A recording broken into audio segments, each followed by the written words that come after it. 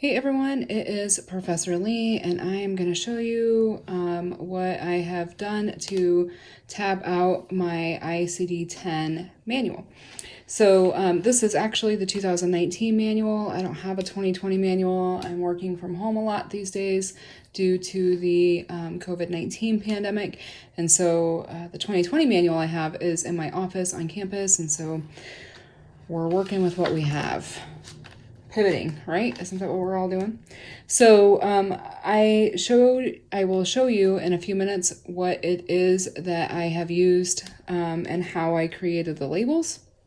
But basically I have this P-Touch cube label maker and just some tabs, and then I use that, print all the tabs and affix them, print all the labels and then affix them to the tabs. So what I do when I tab out my manuals is I place tabs along the top for guidelines, index, neoplasm table,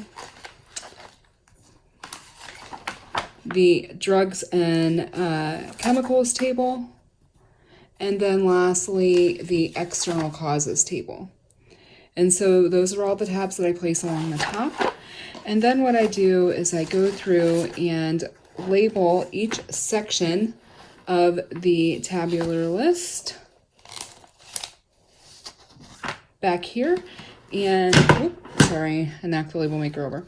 And so you can see that what I have done is just, I ended up actually cutting these in half and creating labels for each section. So you just go along with the chapters, make your label for the code range that is in this chapter. So A00 to B99, so we have A00 to B99. The next section is C00 to D49, C00 to D49, and then so on and so forth. So I made the front row of these black with a white font, and then the rest of the rows white with black font, and I did that just so I could kind of see the back rows a little bit easier from this front row.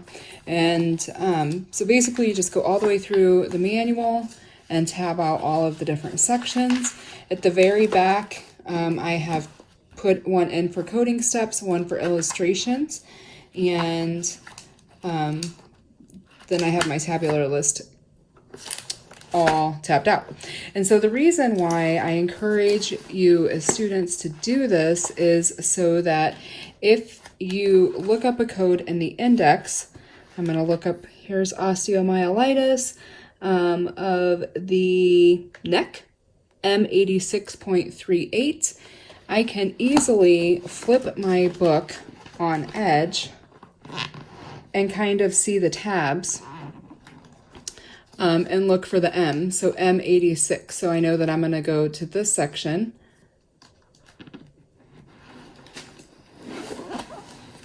of M, so M00 to M99, and I go to this section, and then I'm in the correct section to look up and verify that code. So then you can flip to your M86. I don't even remember what it was I just said. M86 something. Looks about right, because here is chronic osteomyelitis. Now, I don't remember which code I just said it was for the neck, but it would be in here somewhere. You could flip to that code and then verify.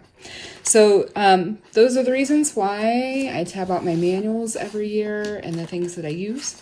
And I hope you don't have to do this. I think it just makes it easier, especially as students, when you're learning how to use the actual manuals and not the encoders. All right, everyone, take care.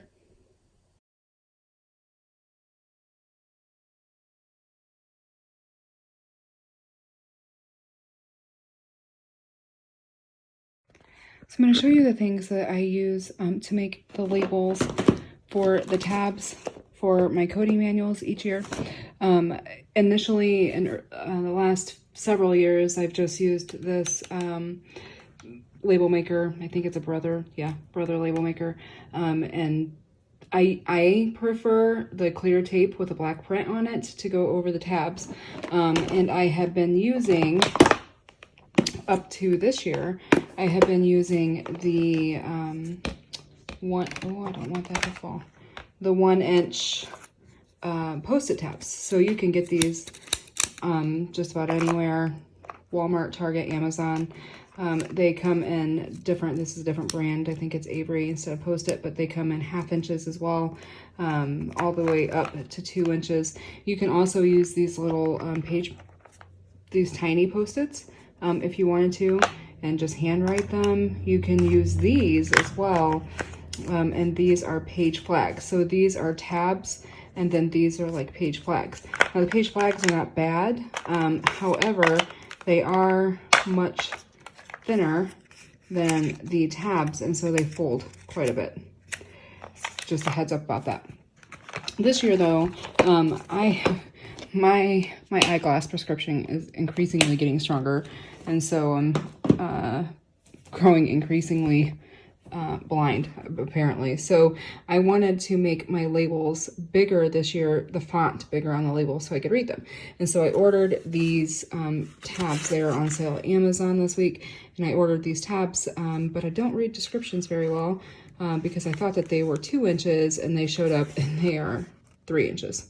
So I ended up not liking them being quite that large and decided to just cut them in half to use to tab out this manual. So that's that. And then this year too, I ended up buying a Brother P-Touch Cube, sorry.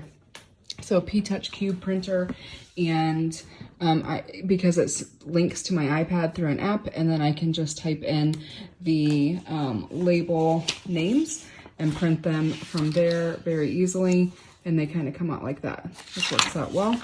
And then, yeah, so that's pretty much it for labeling supplies.